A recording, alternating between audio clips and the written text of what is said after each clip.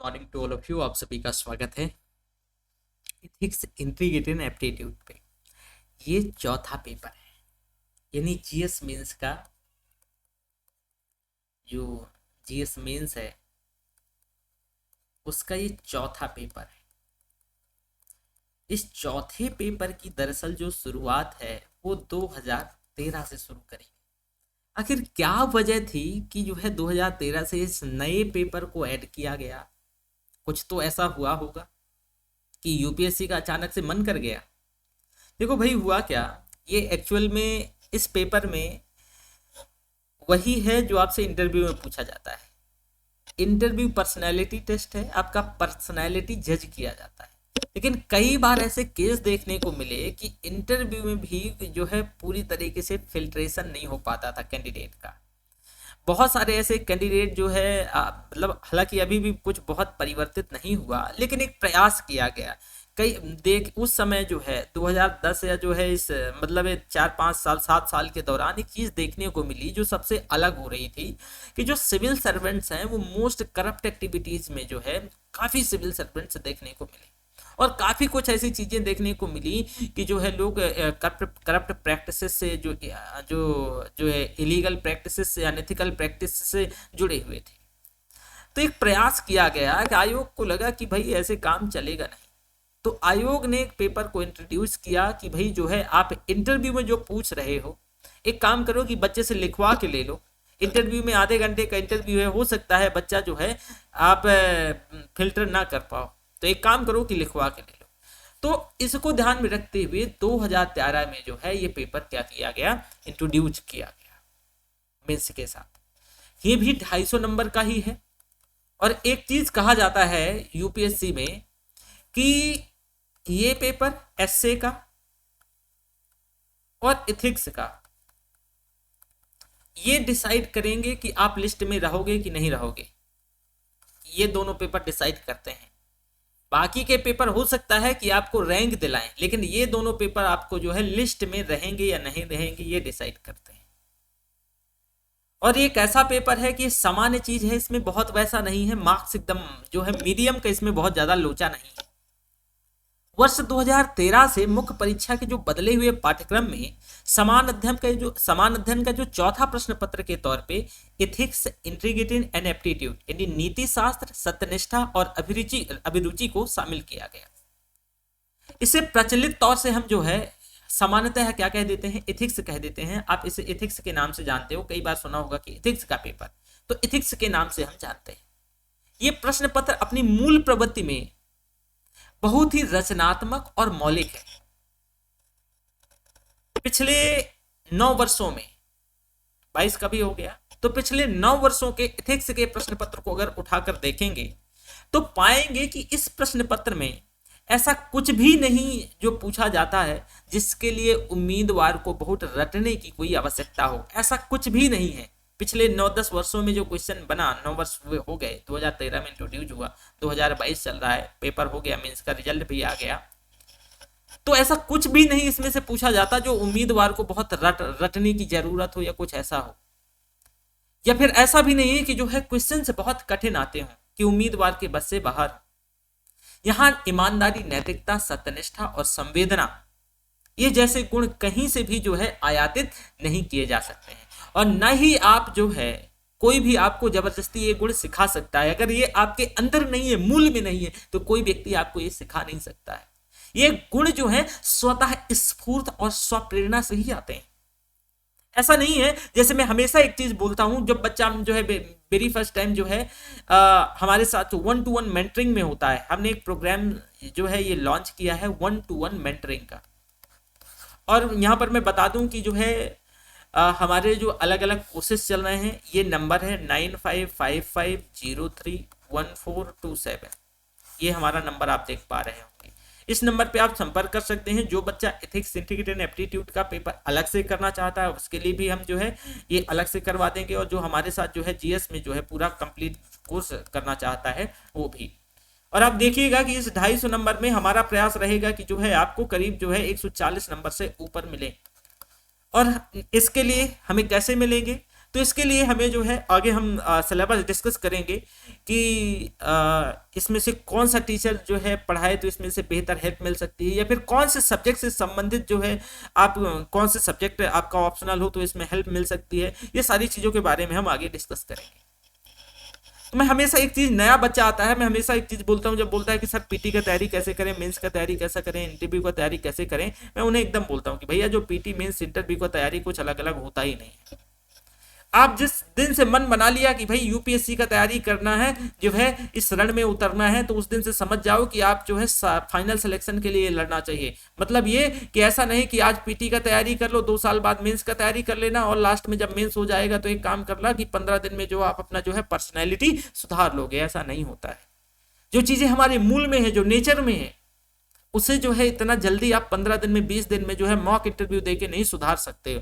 Mock interview आप एक रास्ता बताया जा सकता है, लेकिन मॉक इंटरव्यू जो है बहुत, देखो बहुत कारगर है, ये नहीं मैं कहता कि कारगर नहीं है, लेकिन आपको लगे कि मॉक इंटरव्यू दे देंगे एथिक्स जो है पर्सनैलिटी टेस्ट का, और 15 दिन में हम जो है बहुत ईमानदार हो जाएंगे, बहुत इथिकल हो जाएंगे, बहुत संवेदनशील व्यक्ति हो जाएंगे, हम जो है बोर्ड को ये बता देंगे हम बहुत संवेदनशील व्यक्ति हैं।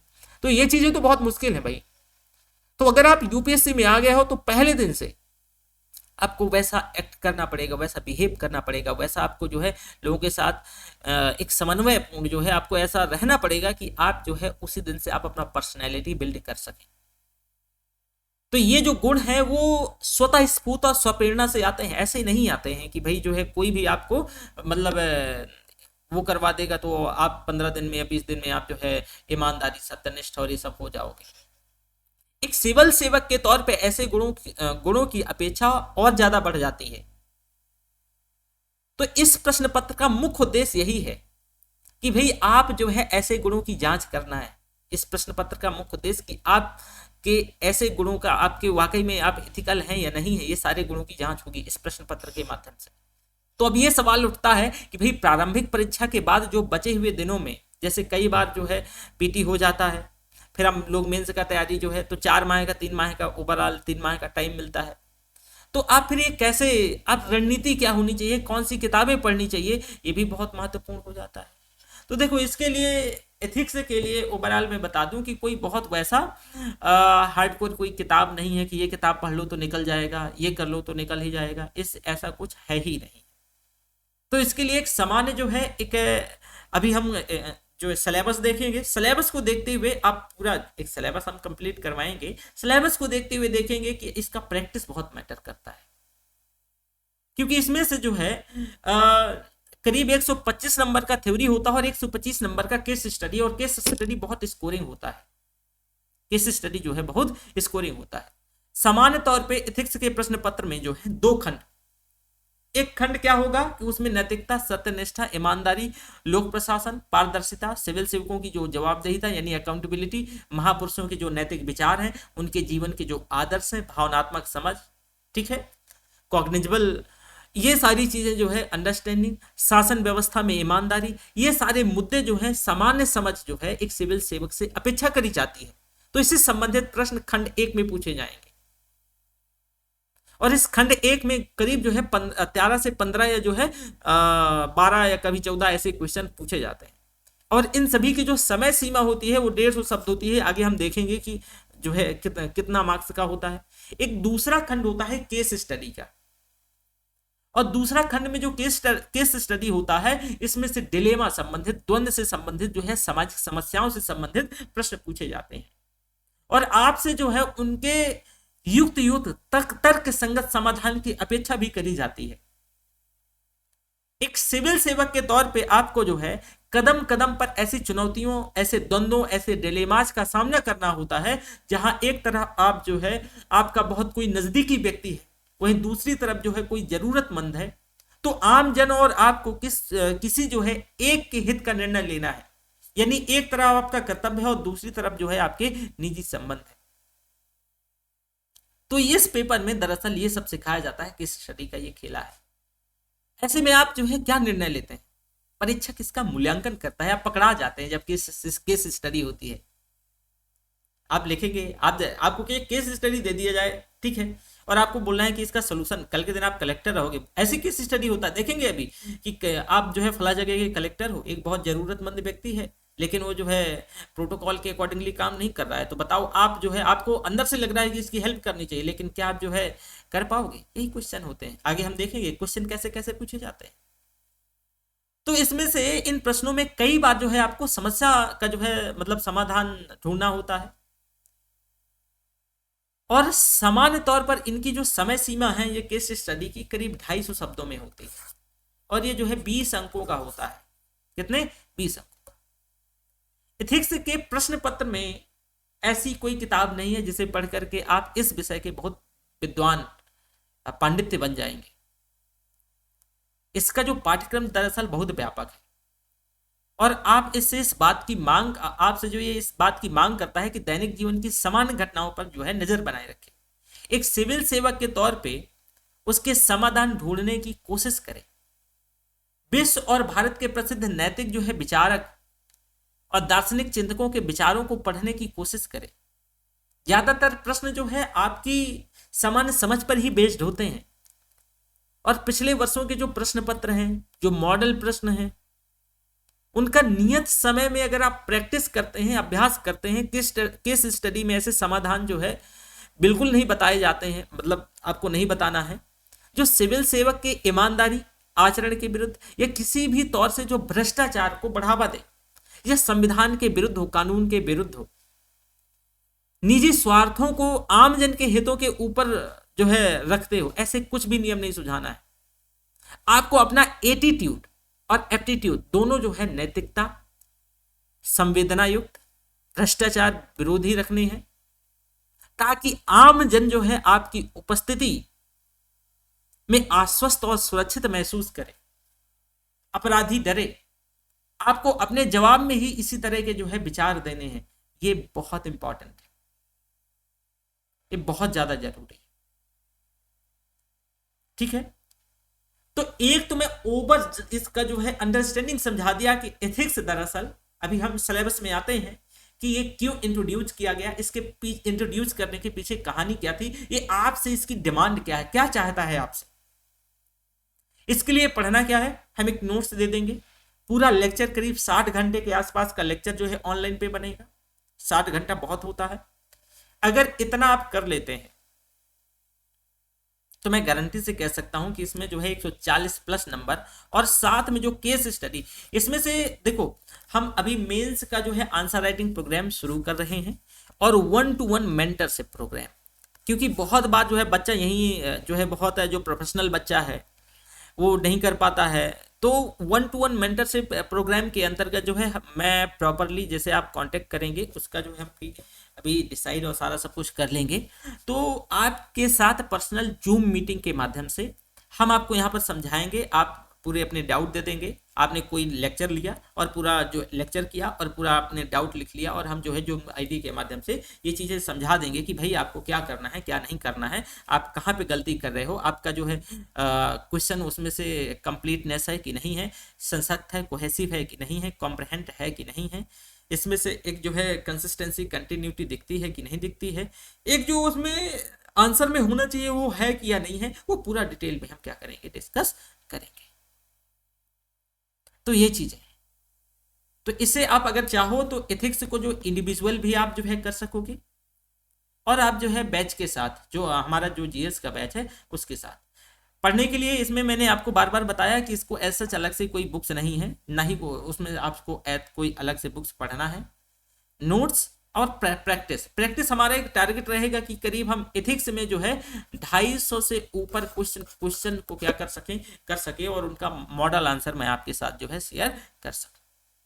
अगर हम इतना काम कर लेते हैं तो यकीन मानिए कि जो है ये बहुत क्या हो जाएगा, आसान, सरल, और एक मतलब नंबर देने वाला। जैसे मैंने कहा कि लिस्ट में आपको ये बाहर कर सकता है, या जो है आपको आउट कर सकता है, या फिर जो इन कर सकता है, अंदर कर सकता है, वैसा।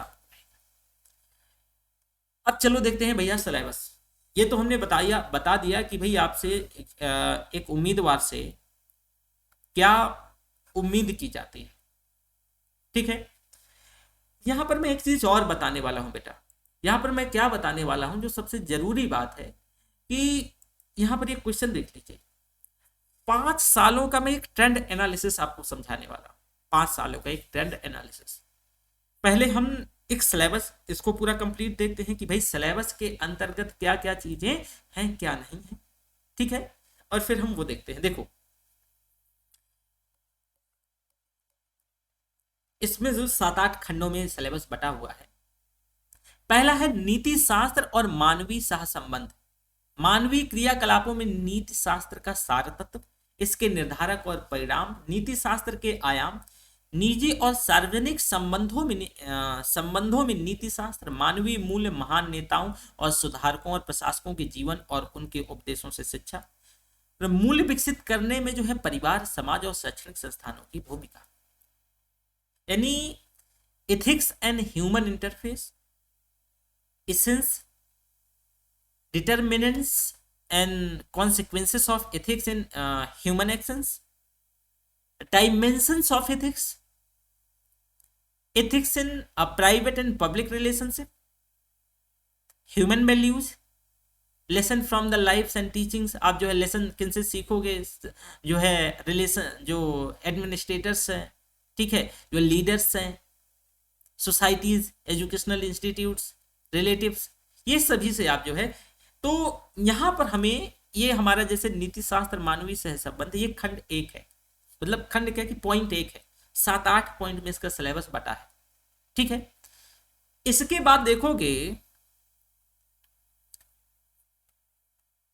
ओके ठीक है, कि इसमें जो है अभिवृत्ति, संरचना, वृत्ति विचार और आचरण के परिप्रेक्ष्य में इसका प्रभाव और संबंध, नैतिकता और राजनीतिक अभिरुचि, सामाजिक प्रभाव और धारणा, सिविल सेवा के लिए अभिरुचि और बुनियादी मूल्य, सत्यनिष्ठा, भेदभाव रहित और गैर तरफदारी, निष्पक्षता, सार्वजनिक सेवा के प्रति समर्पण भाव, कमजोर वर्गों के प्रति सहानुभूति, सहिष्णुता और संवेदना।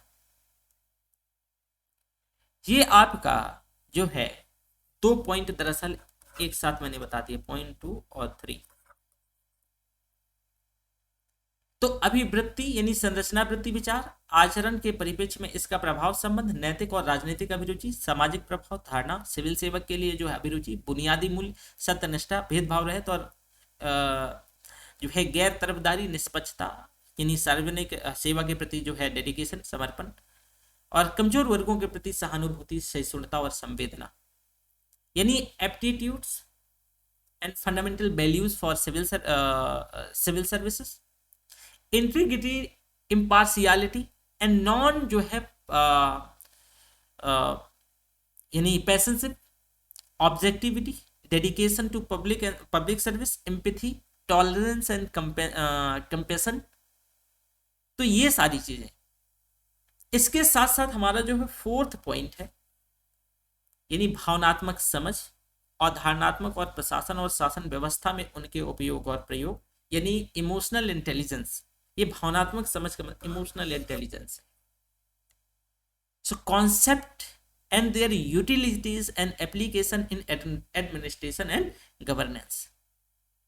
भारत और विश्व के नैतिक विचारकों और दार्शनिकों का योगदान, यानी contributions of moral thinkers and philosopher from India and world.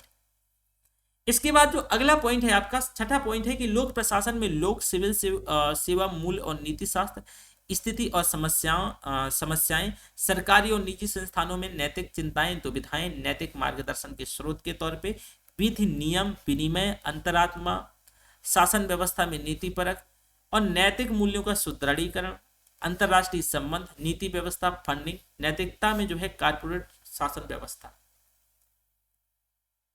तो इसमें जो होगा public civil services, value of ethics in public administrations, states and problems, ethical concern and dilemmas in government and private institutions, laws, rules, regulations, और जो है ये सारी चीजें रहेंगी।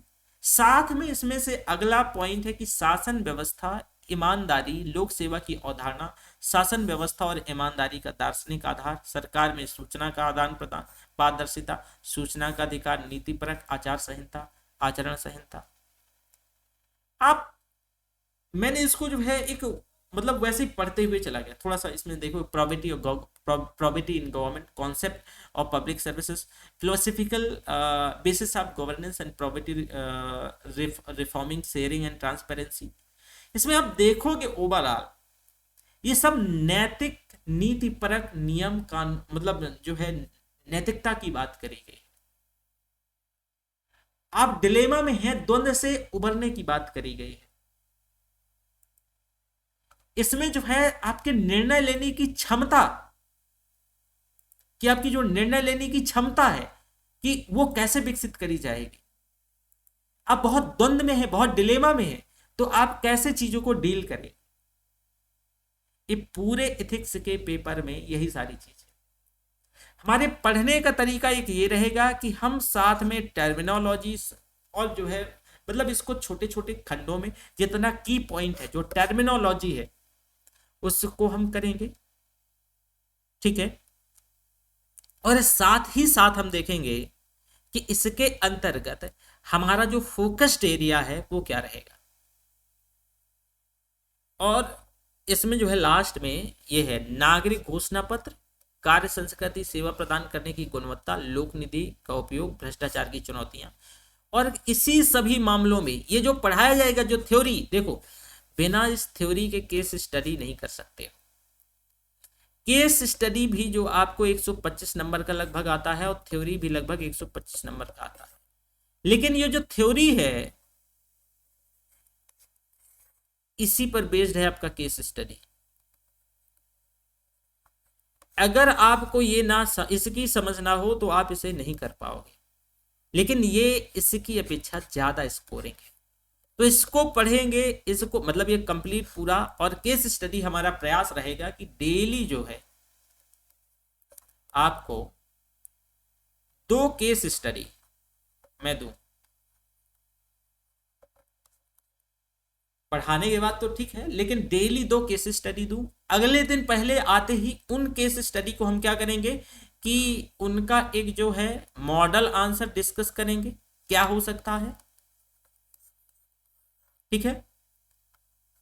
और मैं बार बार बोल रहा हूँ 9555031427 हमसे जुड़ने के लिए आप इस नंबर पे कॉल कर सकते हैं, हमें फोन कर सकते हैं। तो डेली मॉडल आंसर भी शेयर करें। ये तो आपने सिलेबस देखा, लेकिन एक होता है स्ट्रेटजी। मैं हमेशा कहता हूं कि यूपीएससी की परीक्षा रणनीति की परीक्षा है। ये जो है नॉलेज से ज्यादा रणनीति की परीक्षा बन गई है। उसके आपके पास जो है लाखों उदाहरण है। एक टाइम था 30 साल में बच्चा टॉप कर रहा था, लेकिन आज है बच्चा 22 साल में 24 साल में टॉप कर रहा है। सिंपल सा है कि भाई स्ट्रेटजी उसने बदल ली है। ये रणनीति की परीक्षा है। रणनीति बेहतर है, स्ट्रेटजी आपकी बेहतर है, तो इसको क्वालिफाई करना बहुत आसान है। अन्यथा तो लोग जो है 10 ईयर प्लान पे लगे रहते हैं।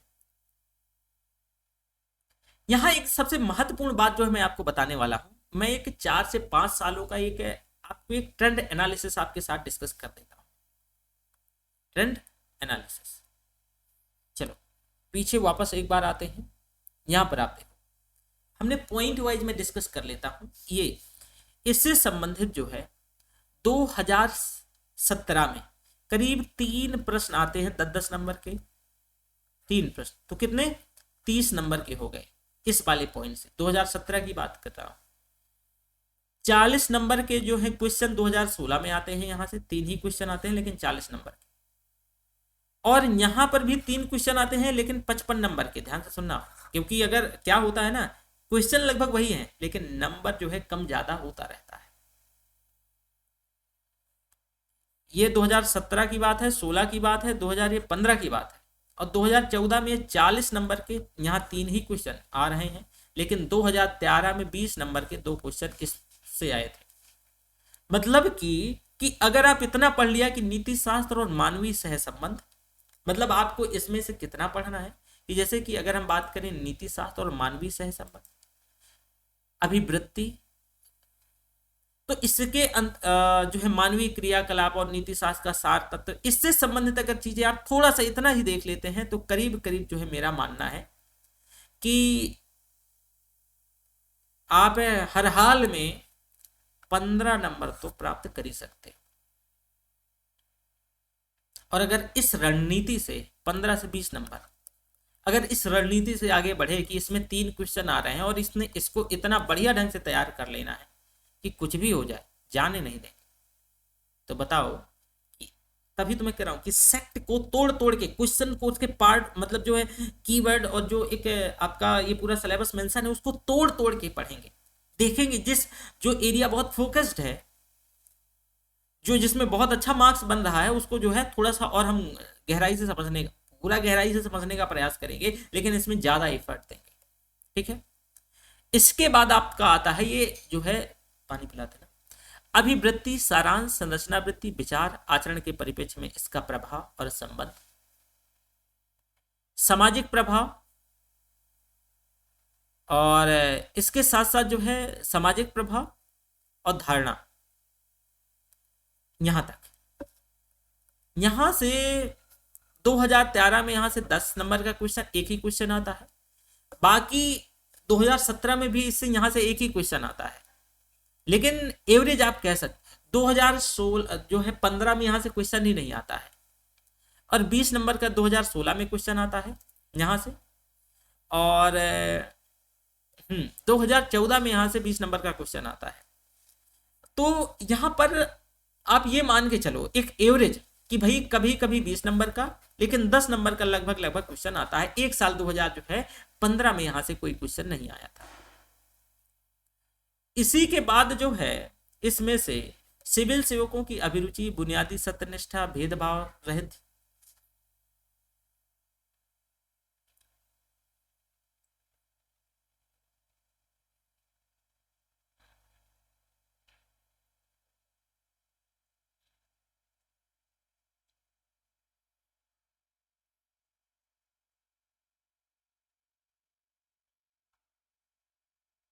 तो यहां से जो संवेदना तक ये जो है, यानी तीसरा पॉइंट जो है, आप देखोगे कि सिविल सेवा के लिए अभिरुचि, बुनियादी मूल्य, तो यहां तक आपसे हर साल लगभग कभी 3 क्वेश्चन, कभी 2 क्वेश्चन, कभी 5 क्वेश्चन।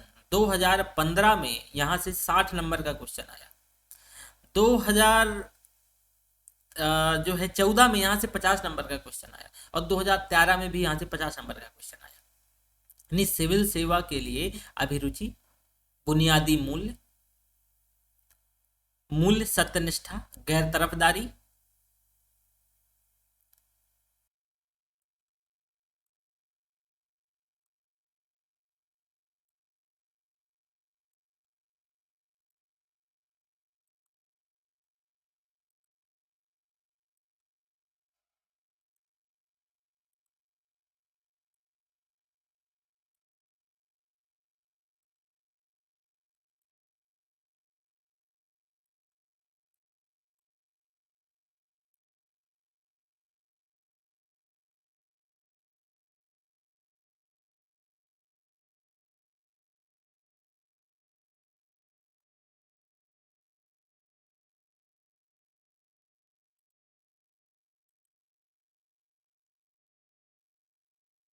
चलो वापस से देखो कि मैंने जैसे आपसे कहा कि भाई ये वाला जो सेक्टर है इसमें से ये जो नीति शास्त्र और मानवीय सह संबंध, मानवीय क्रियाकलापों में नीति शास्त्र का सार तत्व, निर्धारक, परिणाम, आयाम, सार्वजनिक और निजी संबंध में जो है नीति शास्त्र, मूल्य विकसित करने में परिवार और समाज और शिक्षण संस्थाएं, इससे एवरेज देखो हर साल 3 क्वेश्चन आ रहे हैं, बस एक साल को छोड़ दिया जाए तो एवरेज मान के चलते हैं कि हमारे यहाँ 30 नंबर का क्वेश्चन है। अगर हमें ये आइडिया है कि इतने से हमें 30 नंबर जो है मिल सकते हैं, तो आप बताओ कि कितना आसान रहेगा। दूसरा, अभिवृत्ति, सारांश, संरचना, वृत्ति, विचार, आचरण में इसका प्रभाव, नैतिक राजनीतिक अभिरुचि, सामाजिक प्रभाव और धारणा। इससे देखो हर साल अगर 2015 को छोड़ दिया जाए, लेकिन हर साल हम जो है कभी 20 नंबर का, इधर जो है 20 नंबर का, एक इंटरवल के बाद कभी 10 नंबर का, चलो हम एवरेज जो है 10 नंबर का ही मान के चलते हैं। एक अगला छोटा सा टॉपिक है इमोशनल इंटेलिजेंस, भावनात्मक और धारणा भावनात्मक समझ। इसमें से देखो हर साल, एक साल छोड़ दिया जाए, एक साल तो जो है 30 नंबर का क्वेश्चन आया है, यानी 2013 में। ये देखो, ये 2013, 2014, 2015, 2016, 2017, एक ट्रेंड देखो कि 10-10 नंबर का अगर इस साल छोड़ दिया जाए तो 10-10 नंबर का क्वेश्चन आया है। इसके बाद दूसरा देखो, इसमें आप देखो कि भावनात्मक समझ, वही जो मैंने अभी बताया। भारत और विश्व के नैतिक विचारक जो हैं, दार्शनिक, उनकी जो फिलॉसफी देखो, 20 number, 40 number, 20 number, 10 number, 30 number. Average हम यहाँ पर 20 नंबर मान लेते हैं। और अगर हमें ये बताओ कि हमें जो कुछ विचारक, जैसे कि, और इसमें बहुत हेल्प करता है, जैसे सोशियोलॉजी जैसा सब्जेक्ट जो है ना, जो फिलोसफर हैं, जो दार्शनिक है, जो थिंकर हैं, जो फिलोसफी जैसे सब्जेक्ट ना बहुत हेल्प करते हैं यार। तो हम जैसे ऑप्शनल सोशियोलॉजी में पढ़ाता हूँ, और ऑप्शनल सोशियोलॉजी के अंतर्गत मैं आपको हमेशा वहाँ बोलता हूँ कुछ चीज़ों में कि ये जो है आपकी सिर्फ यूपी जो है ऑप्शनल के लिए नहीं, बल्कि जो है जीएस फोर्थ पेपर के लिए भी बहुत महत्वपूर्ण है। तो यहाँ पर देखो कि इससे आपको 20 नंबर का, जरा खुद सोचो कि अगर आपका ऑप्शनल सोशियोलॉजी है, उसमें इतना चीजें जो है सारा सब पढ़ना है, तो आपको 20 नंबर तो वहाँ फ्री के मिल ही रहे हैं, देख लो।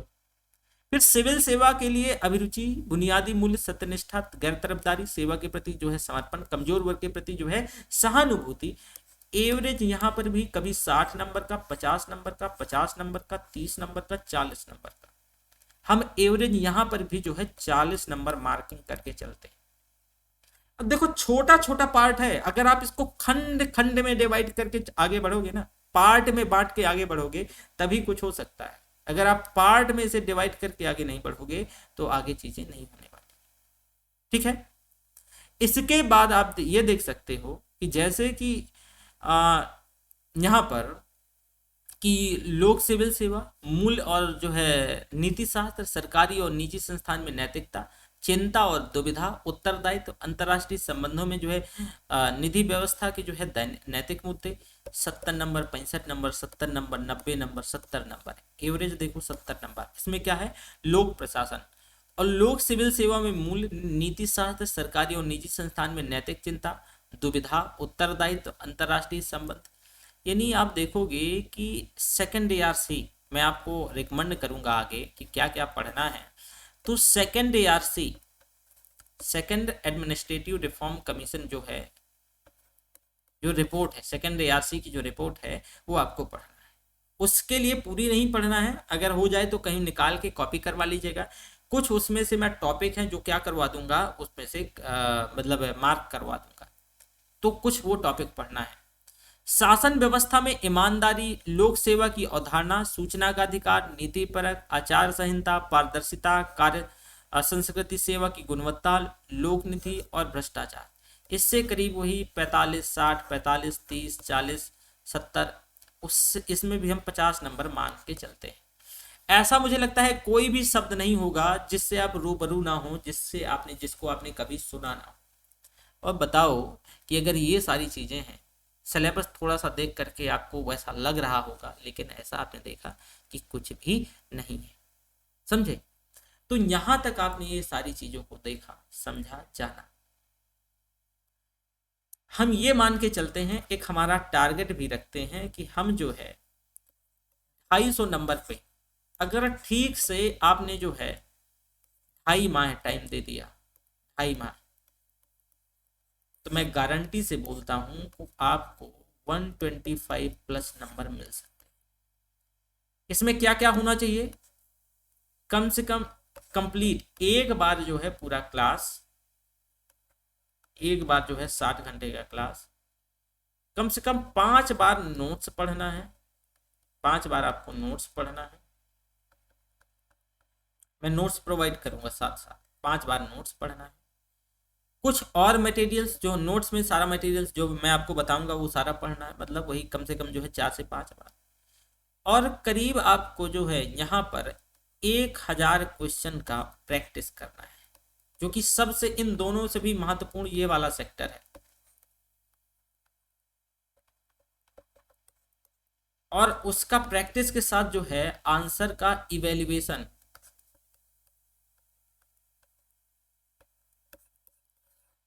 ये, और यहाँ पर मैंने बताया कि आपका इसका इवेल्युएशन 1-to-1 मेंटरिंग के माध्यम से। अभी हम एक नया प्रोग्राम लाए हैं, तो 1-to-1 मेंटर से। देखो सबसे बड़ा, ऑनलाइन में सब ठीक था, सब अभी भी ठीक है, पर मैंने एक कमी देखी इन 4-5 सालों में, जो सबसे बड़ा मुझे कमी नजर आया कि यूपीएससी जैसे क्षेत्र में, जो यूपीएससी का जो एग्जाम है ये बहुत आप समझ ही रहे हैं कि भाई आप देश की सबसे प्रतिष्ठित सेवा में घुसने का प्रयास कर रहे हैं, तो इतना तो आसान नहीं होगा जितना मतलब लोग समझते हैं, लेकिन इतना कठिन भी नहीं है कि आप कर नहीं सके। तो इसके लिए जो एक देखो पीटी आप जो है फैक्ट कॉन्सेप्ट पढ़ के आप कर लोगे, पर मेंस का खेल पूरा प्रैक्टिस का है। अगर ये प्रैक्टिस नहीं हुई ना तो कितने भी होशियार हो कुछ नहीं हुई। अब प्रैक्टिस कैसे, तो प्रैक्टिस के लिए प्रॉपर आपको मेंटर चाहिए, एजुकेटर चाहिए, एक्सपर्ट चाहिए, और जो आपको 1-to-1 गाइड कर सके। ऑफलाइन में तो काम हो जाता था, वो भी नहीं हो पाता था, लेकिन ऑनलाइन में ये चीजें मुश्किल थी। तो ये जो है हम जूम आईडी के माध्यम से, हम इसी वजह से जो क्लासेस हैं अब जो है मतलब जो है मंडे टू फ्राइडे चला रहे हैं, लेकिन बाकी का जो है आपको सैटरडे और संडे, ये जो मतलब हम पूरा क्वेश्चन देंगे डेली, जो है इसमें आंसर राइटिंग वो क्वेश्चन देंगे, उसका उस दिन जो है क्या होगा, इवेल्युएशन होगा, रिमार्क होगा, वो सारी चीजें। तो उससे संबंधित जो है मैंने आपको बताया कि ये हमारा नंबर है 9555031427, इस पे आप हमें कॉल कर सकते हैं। अब हम आते हैं अपने जो है क्वेश्चंस पे, और ये हमारे, मैं थोड़ा सा क्वेश्चन का यूं ही डिस्कशन कर लेता हूं, ये हमारे कुछ क्वेश्चन है। मूल्यों और नैतिकताओं से आप क्या समझते हैं? यानी पहला क्वेश्चन ये है कि स्पष्ट कीजिए आचार नीति समाज और मानव का विकास किस प्रकार भला करती है। 10 नंबर देखो जरा ध्यान से, ये जो है अब ये अगर देखेंगे क्वेश्चन, तो इसमें से जो है 150 शब्दों में लिखना है। दूसरा है ये एक क्वेश्चन नंबर 1 का एक है, दूसरा है कि क्या कारण है कि निष्पक्षता और जो है अच्छपियता को लोक सेवाओं में विशेष करके वर्तमान सामाजिक राजनीतिक संदर्भ में आधारभूत मूल्य समझना चाहिए।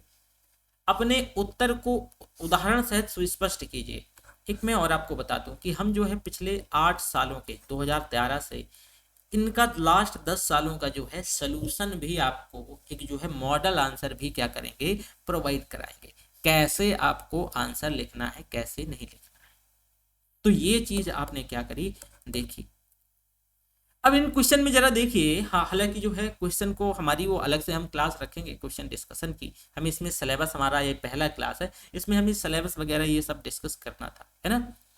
तो फिर भी आपको क्वेश्चन कैसे, हम यहाँ पर क्वेश्चन का डिटेल डिस्कशन नहीं करेंगे कि भाई अभी उनको सोल्यूशन नहीं देंगे, उनका जो है मॉडल आंसर नहीं देंगे, बस जरा समझने का प्रयास कीजिए कि क्वेश्चन किस लेवल का है। स्पष्ट कीजिए कि आचार नीति समाज और मानव का विकास मानव का किस प्रकार भला करती है।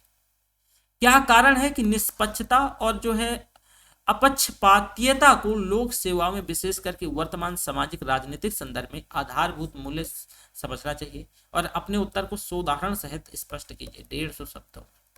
बताओ इसको लिखना क्या बड़ी मुश्किल की बात है क्या? शासन, सुशासन और नैतिक शासन शब्दों में आप जो है इससे आप क्या समझते हैं, अंतर स्पष्ट करना है। शासन, सुशासन, गवर्नेंस, गुड गवर्नेंस और इथिकल गवर्नेंस, इसमें क्या मतलब जो आप इससे क्या समझते हैं। महात्मा गांधी की 7 पापों की संकल्पना की विवेचना कीजिए। भारत के संदर्भ में सामाजिक न्याय की जो जॉन रॉल्स की संकल्पना है विश्लेषण कीजिए। आपको पता होगा कि जॉन रॉल्स जो है एक अमेरिकी समाजशास्त्री रहे हैं, और जॉन रॉल्स की सामाजिक न्याय की अवधारणा में वो ये कहते हैं कि भाई सामाजिक न्याय के अंतर्गत कोई भी व्यक्ति विकास की प्रक्रिया से अधूरा न रह जाए। एक उदाहरण से सामाजिक जो है जॉन रॉल्स इसमें समझाना चाहते हैं। उनका एक कहना है कि एक चेन उतना ही, एक उदाहरण से समझाते हैं कि एक चेन उतना ही मजबूत है जितनी कि उसकी सबसे कमजोर कड़ी। अर्थात कि अगर समाज वो कितना भी सशक्त हो, अगर समाज में अगर एक व्यक्ति भी जो है वंचित रह जाता है तो कहा जाएगा कि भाई वो समाज जो है डेवलप, मतलब जो है सामाजिक न्याय पूरा नहीं हुआ है और डेवलप नहीं हुआ है। ठीक है। इसके साथ देखो, ये बिल्कुल ये सोशियोलॉजी में भी आपको पढ़ाया जाता है, जो मैंने आपको बताया, ये सामाजिक न्याय की जो इकोनॉमी में भी और सोशियोलॉजी में भी जो जॉन रॉल्स की संकल्पना है, ठीक है। सामाजिक न्याय, जब हम समावेशी विकास पढ़ते हैं तो समावेशी विकास के अंतर्गत जो है, मैंने आपको इकोनॉमी के अंतर्गत पढ़ाया भी है कि समावेशी विकास जो है, इसका मतलब ये है कि विकास की प्रक्रिया में कोई भी व्यक्ति जो है अछूता न रह जाए, वंचित न रह जाए, ठीक है। समावेशी विकास के दो पक्ष होते हैं, एक सबका विकास, एक चौतरफा विकास। सबका विकास है कि समाज में 100 लोग हैं तो 100 में से 100 का विकास होना चाहिए। चौतरफा विकास का मतलब है कि चौतरफा सभी का सामाजिक विकास होना चाहिए, राजनीतिक विकास होना चाहिए, राजनीतिक विकास के साथ साथ जो है आर्थिक विकास होना चाहिए, और ये सारा सब कुछ होना चाहिए। तो यहाँ पर जो सामाजिक न्याय की जो जॉन रॉल्स की जो अवधारणा है, तो सामाजिक न्याय की अवधारणा में जॉन रॉल्स यही कह रहे हैं, यही समझाने का प्रयास कर रहे हैं कि भाई, और उसी से संबंधित जो है समावेशी विकास, जो इंक्लूसिव डेवलपमेंट है, उससे इस मतलब सामाजिक न्याय की जो संकल्पना इसी से संबंधित है, ठीक है। इसके बाद आप देखो, द्वितीय प्रशासनिक सुधार आयोग के द्वारा सिफारिशकृत अनुशंसित लोक सेवा संहिता, मैंने अभी आपको बताया ना कि आपको जो है सेकंड ARC भी क्या करना पड़ेगा, पढ़ना पड़ेगा, ठीक है। बताओ, अगर आप इसे पढ़ लेंगे तो कितना, मतलब ऐसा तो नहीं है ना कि भाई लोक सेवा का जो संहिता, जो कोड ऑफ कंडक्ट है, जो द्वितीय जो सेकंड ARC है, उसके द्वारा सिफारिश कर, बड़ा सिंपल है ना कि भाई ये तो एक मतलब आपने फैक्चुअल टाइप है, इसमें कुछ बहुत वैसा नहीं करना है कि जो सेकंड ARC में ये बताया गया है कि एक लोक सेवक को, सेकंड ARC, तो सेकंड ARC में ये बताया गया है कि एक पब्लिक सर्वेंट को कैसा व्यवहार करना चाहिए, क्या है कोड ऑफ कंडक्ट उसका कैसा होना चाहिए, ये सारा सब कुछ समझाया गया है। बताओ कितना आसान है। अगला है भ्रष्टाचार सरकारी राजकोष का दुरुपयोग और प्रशासनिक अदक्षता और राष्ट्रीय विकास के मार्ग में बाधा उत्पन्न करता है। कौटिल्य के विचारों की विवेचना कीजिए। आपको मैं बता दूं, कौटिल्य की एक किताब है अर्थशास्त्र, और कौटिल्य की अपनी किताब में अर्थशास्त्र में जो है वो पूरी प्रशासन की बात करते हैं, भले ही नाम उसका अर्थशास्त्र है, और उसमें ये बहुत डिटेल से वो समझाते हैं कि राजा कैसा होना चाहिए, प्रशासक कैसा होना चाहिए, मंत्री कैसा होना चाहिए। तो आप इससे जोड़ करके कितना, मतलब ये खुद सोचो कि जिसका जो सब्जेक्ट है, जैसे हिस्ट्री है, बहुत आपने कई बार जो है कौटिल्य कहानी ही पढ़ी होगी, अगर नहीं हिस्ट्री में पढ़ा है, तो ये कितना आसान है। देखो, ये जो है इथिक्स जो है सभी पेपर का, आप ये कह लो कि जिस्ट है, जितने भी विषय हैं उन सभी का एक जिस्ट है। जैसे एसए, मैं हमेशा बोलता हूँ कि एसए में कुछ नहीं पढ़ना है, आपने सारे पेपर कंप्लीट कर लिए हैं, मतलब ऐसे कर लोगे, लेकिन प्रैक्टिस जरूरी है, ये नहीं कि प्रैक्टिस नहीं करना चाहिए, वैसे कुछ न कुछ थोड़ा बहुत एथिक्स में भी है, बहुत सारी चीजें जो है आपको अलग से नहीं करनी पड़ेगी। सामाजिक प्रभाव, समझाना बुझाना स्वच्छ भारत अभियान की सफलता के लिए किस प्रकार से योगदान कर सकता है। देखो जरा सामाजिक प्रभाव, जरा समझ रहे हो, समझाना बुझाना स्वच्छ भारत अभियान के लिए, सामाजिक प्रभाव का मतलब समझ रहे हो क्या है, कि एक जो सोशल जो इफेक्ट है, और समझाने बुझाने के माध्यम से जो स्वच्छ भारत अभियान है उसकी सफलता किस प्रकार, उसकी सफलता में ये किस प्रकार योगदान दे सकता है, उसको कैसे सफल बना सकता है।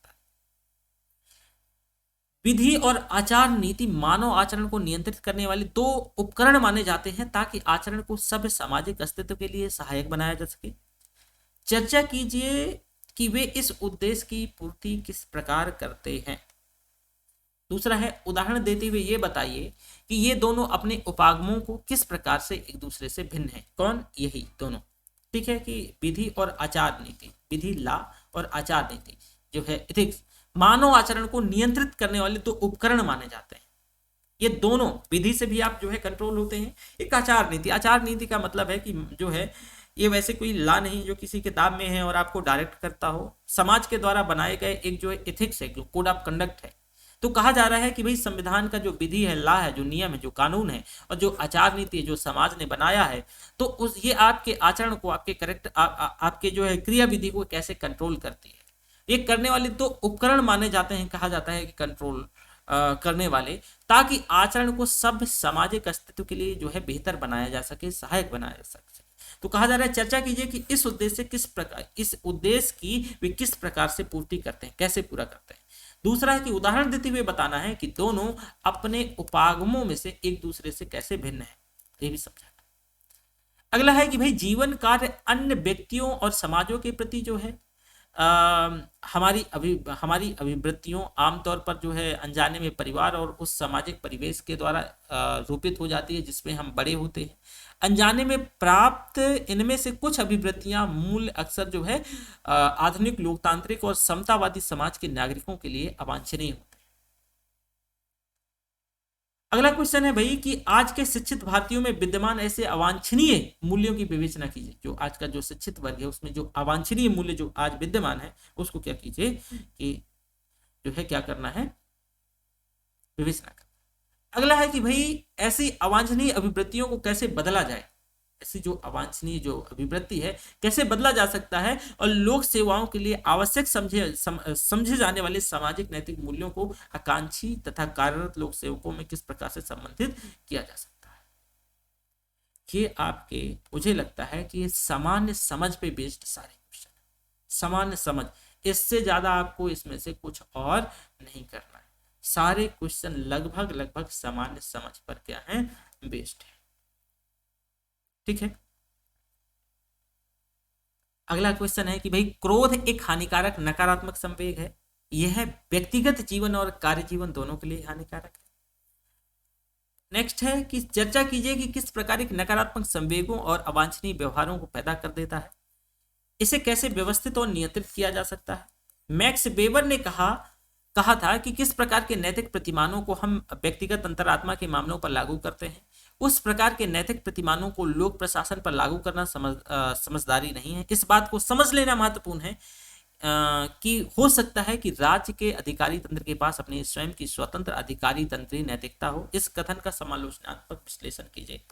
ये जो है ना आपका, एक मिनट, ये जो है ना जो है 200 शब्दों में लिखना है, 20 नंबर का क्वेश्चन है और पूरा जो है सोशियोलॉजी पर बेस्ड है, सोशियोलॉजी पर।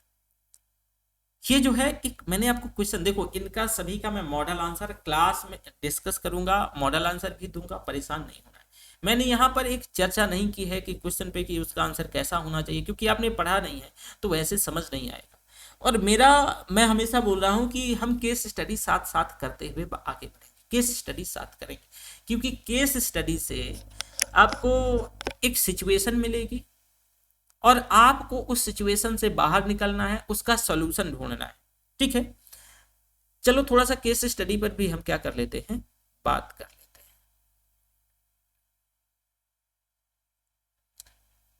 ये वही क्वेश्चन है अगेन, मतलब ये दूसरे क्वेश्चन लगे हुए हैं, जैसे कि ये दूसरे साल के दरअसल क्वेश्चन लगे हैं और कुछ नहीं है। ये 2013 के क्वेश्चन है मेरी समझ से, जहां तक मुझे याद आ रहा है, तो 2013 के क्वेश्चन है इसमें। और इसमें आप देखिएगा इन क्वेश्चंस में जो सबसे महत्वपूर्ण बात यह है कि क्वेश्चन बड़े सामान्य हैं, बहुत ज्यादा लिखना नहीं है, 150 शब्द, 1.5 पेज होता है, इससे ज्यादा कुछ होता नहीं है। और इसे अगर थोड़ा सा भी प्रैक्टिस किए तो कोई भी लिख सकता है। जैसे मैं थोड़ा इनको बता देता हूँ।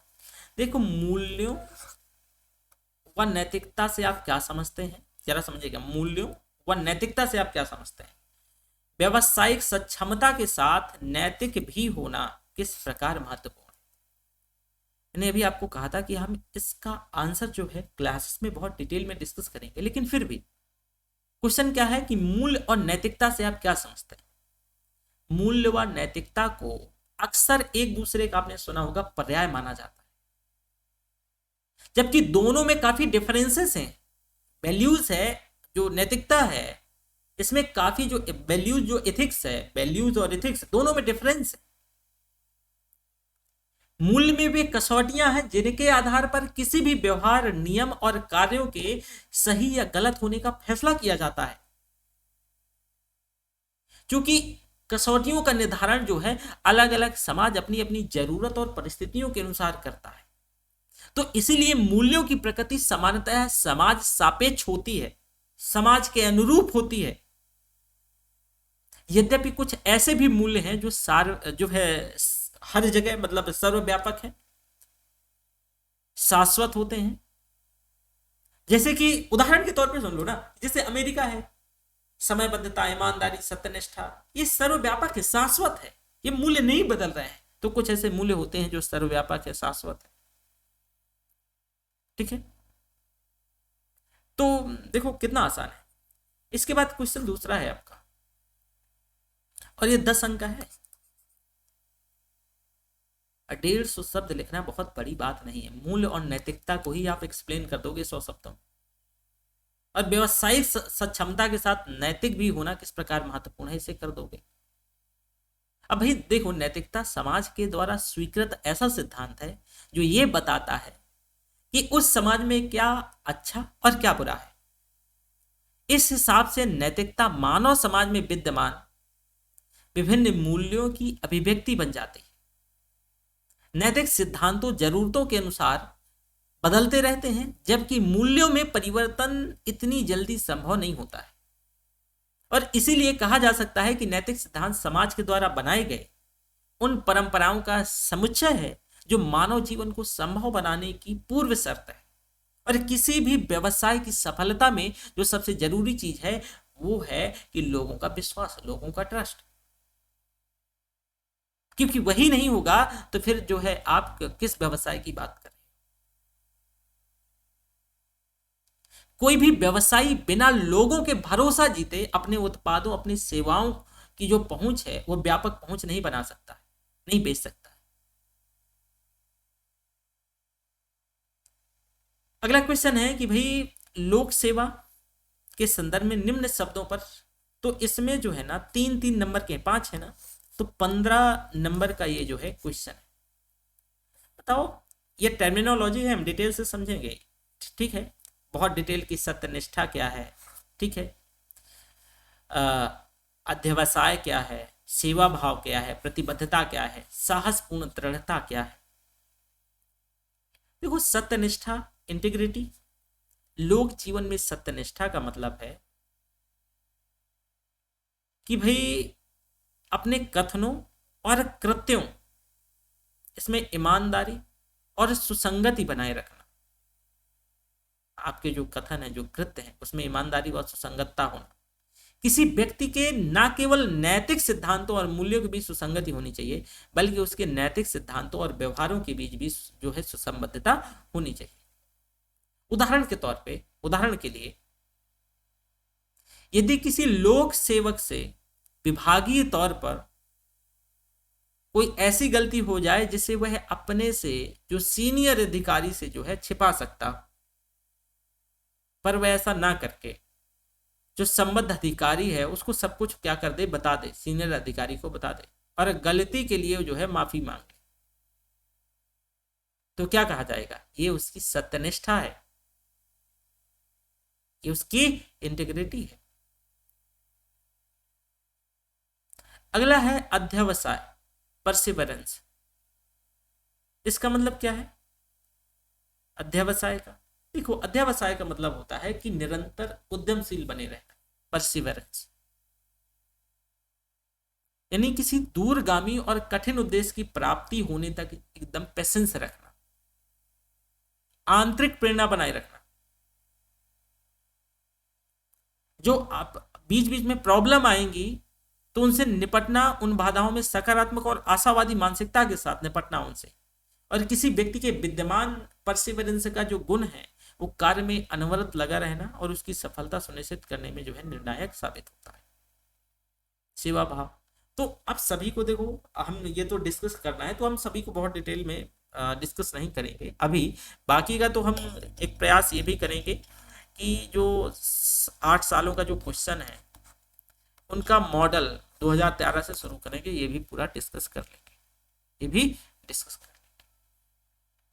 इसके बाद ऐसे ये सारे क्वेश्चन आप देख रहे हैं स्क्रीन पे, ये जो है पिछले ईयर के कुछ क्वेश्चन लिखे हैं, प्रीवियस ईयर के कुछ क्वेश्चन है। ये केस स्टडी है, ये भैया देख रहे हो, केस स्टडी ऐसी होती है, बड़ी बड़ी एकदम। केस स्टडी पढ़ो और जरा मुझे कमेंट बॉक्स के माध्यम से समझाओ कि इस केस स्टडी में क्या ऐसा क्या अलग आपको लग रहा है जो आप इसका आंसर करने में सक्षम ना हो या जो है आंसर नहीं कर सकते। क्वेश्चन है कि एक जन सूचना अधिकारी, एक जन सूचना अधिकार PI हो, उस सूचना का अधिकार यानी RTI अधिनियम के अंतर्गत एक आवेदन मिलता है और सूचना एकत्र करने के बाद उसे लगता है, पता चलता है कि वह सूचना स्वयं उसी के द्वारा लिए गए कुछ निर्णयों से संबंधित है जो पूर्ण रूप से सही नहीं थे, तो इन निर्णयों में अन्य कर्मचारी भी सहभागी थे। सूचना प्रकट होने पर स्वयं उसके द्वारा उसके तथा उसके अन्य मित्रों के विरुद्ध अनुशासनात्मक कार्यवाही हो सकती है, जिसमें दंड भी संभव है कि हो सकता है, संभावित है। तो सूचना प्रकट ना करने या आंशिक या जो है मतलब कम या सूचना उपलब्ध कराने या कम दंड या दंड मुक्ति भी मिल सकती है, कि अगर मान लो कि वो सूचना छिपा ले या आंशिक छूट जो है सूचना दे, या छद्मवेदित, ये है छद्मवेदित लिखा है, तो छद्मवेदित सूचना दे, कुछ आधी धूधी सूचना दे, तो उसको अगर ये पता है कि मुझे जो है क्या मिल सकता है, दंड कम मिल सकता है, दंड से मुक्ति भी हो सकती है। तो एक पीआईओ अन्यथा एक ईमानदार कर्तव्यनिष्ठ व्यक्ति है, पर यह विशिष्ट निर्णय जिसके संबंध में आरटीआई आवेदन दिया गया है वो गलत निकला। वह अधिकारी आपके पास सलाह के लिए आया है,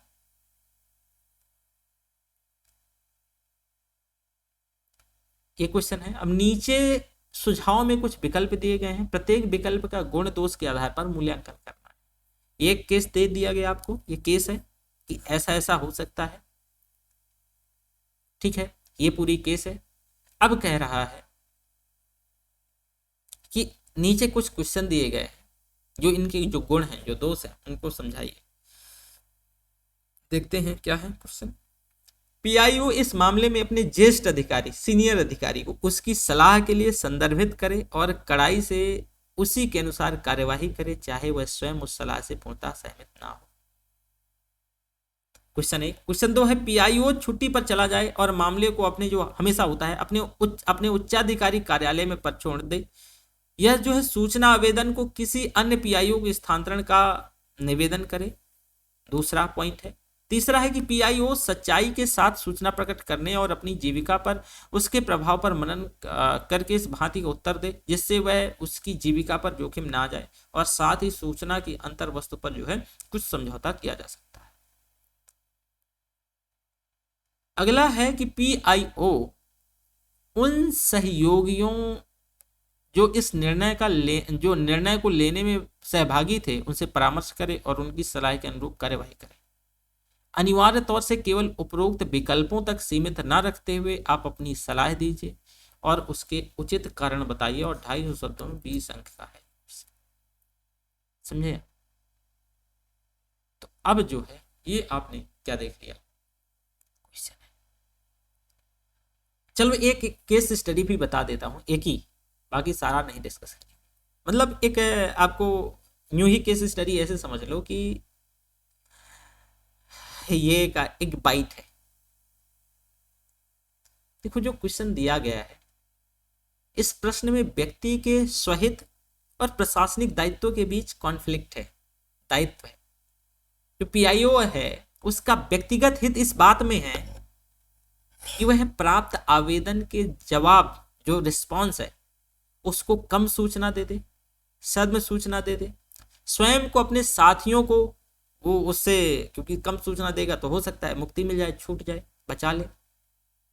परंतु उसका प्रशासनिक कर्तव्य है कि सूचना सही तौर से, एक तरफ तो प्रशासनिक कर्तव्य है कि जो सूचना मांगी जाएगी वो पहुंचाएगा, देगा। अब प्रश्न में दिया हुआ है कि भाई पीआईओ अन्यथा एक ईमानदार अधिकारी है, कहा गया है ना, देखो यहाँ पे पहले जब तक इसे ध्यान से नहीं पढ़ेंगे तो कुछ नहीं होगा। ये देखो पीआईओ एक ईमानदार कर्तव्यनिष्ठ व्यक्ति है, ये भी कहा जा रहा है, बहुत ईमानदार व्यक्ति है। तो उसके द्वारा प्रदान किए जाने में जो सूचना है, किए जाने पर अन्य लोग भी प्रभावित होंगे, ईमानदार है। जब अन्य लोग प्रभावित होंगे तो भाई इन तथ्यों को हम दृष्टिगत रखते हुए प्रश्न में जो विकल्प दिए गए हैं इन पर हम विचार कर सकते हैं। क्वेश्चन है जैसे पहला कि भाई जो पीआईओ इस मामले को अपने ज्येष्ठ अधिकारी को उसकी सलाह के लिए संदर्भित करे और कड़ाई से उसी के अनुसार इन कार्यवाही करे और स्वयं उस सलाह से पूर्णतः सहमत ना हो। तो चूंकि पीआईओ एक स्वयं का जो है हित इस मामले में उसका है,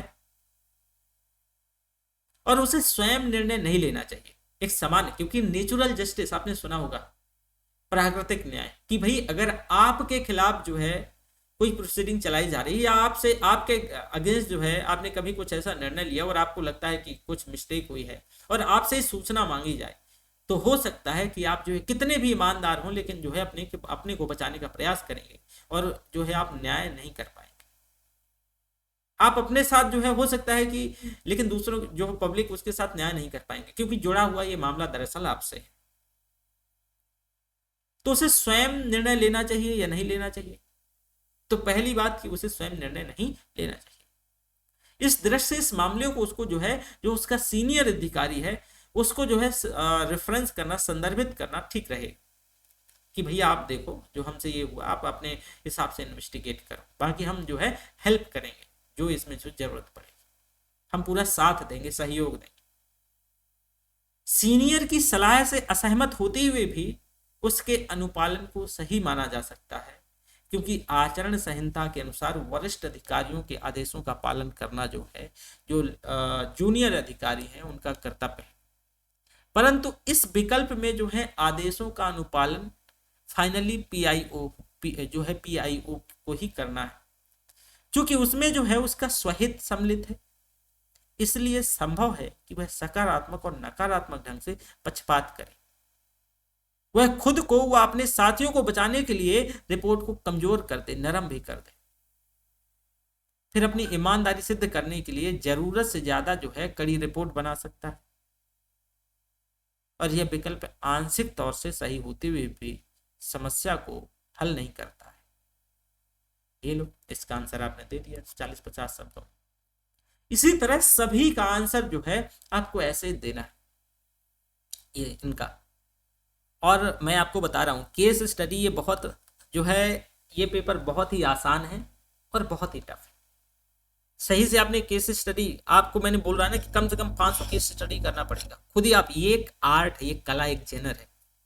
अगर ये आप जान गए करना, केस स्टडी करना जान गए, आपको एक केस दिया गया, उसमें सोल्यूशन देखो, 4-5 चीजें ध्यान ले लीजिए। हम पहली क्लास से स्टार्ट करेंगे, क्योंकि जो थ्योरेटिकल पोर्शन आपको पहले यही बताएगा। स्टार्टिंग में मैं यही समझाऊंगा कि इन चीजों को, नियम कानून, जैसे स्टार्टिंग में आपको कहा गया है ना कि एक सिविल सर्वेंट को क्या क्या मतलब किन किन लिमिटेशन में रह के उसको काम करना चाहिए, तो उन लिमिटेशन में रहकर हम काम करेंगे, चीजें आगे बढ़ाएंगे।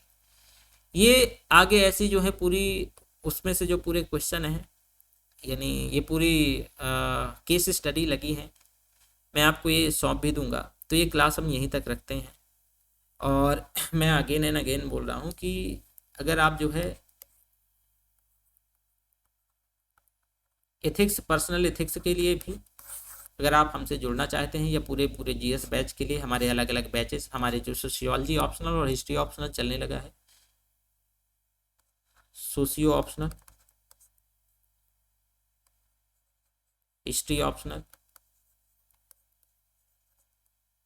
सोशियो हिस्ट्री, और दूसरा जो हमारा जो है जीएस। और जीएस में जो है UP PCS, BPSC, UPSC prelims targeted, PT targeted, ये बैच हैं हमारे।